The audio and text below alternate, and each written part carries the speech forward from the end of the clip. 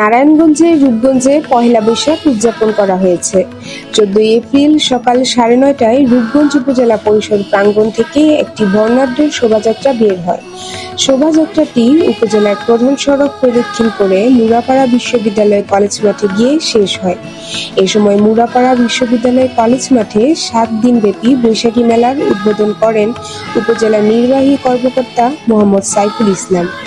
অনুষ্ঠানে বিশেষ অতিথি হিসেবে উপস্থিত ছিলেন নারায়ণগঞ্জ জেলা বিএনপির সাবেক সাধারণ সম্পাদক গোলাম ফারুক খোকন, পূর্বাচল রাজস্ব সার্কেলের সহকারী কমিশনার ভূমি ফরিদ আল সোহান, রূপগঞ্জ থানার officer in charge OC Mohammad Salauddin Ahmed সহ অন্যান্য অতিথিবৃন্দ।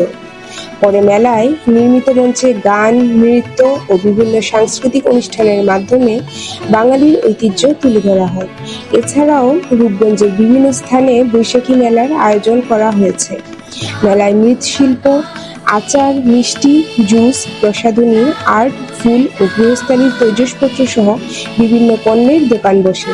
পাশাপাশি শিশুদের জন্য নাগরদোলা, ট্রেন, নৌকা সহ নানা ধরনের বিনোদনের ব্যবস্থাও রাখা হয়।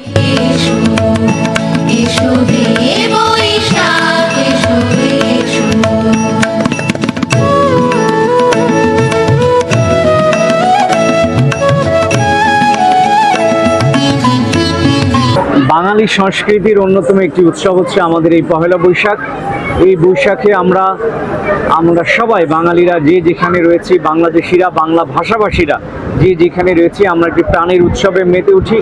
আজকে আমাদের যে দেশীয় সংস্কৃতি, এই দেশীয় সংস্কৃতিকে ধরেই বিশ্বের সব দেশের মানুষ, সব দেশের জাতি কিন্তু তারা মাথা তুলে নিজেদেরকে বিশ্ব দরবারে উপস্থাপন করেছে। আমাদের সংস্কৃতি অনেক ধনী। আমাদের এই সংস্কৃতির মাধ্যমে আমরা আমাদেরকে বিশ্ব দরবারে নতুনভাবে উপস্থাপন করতে পারবো।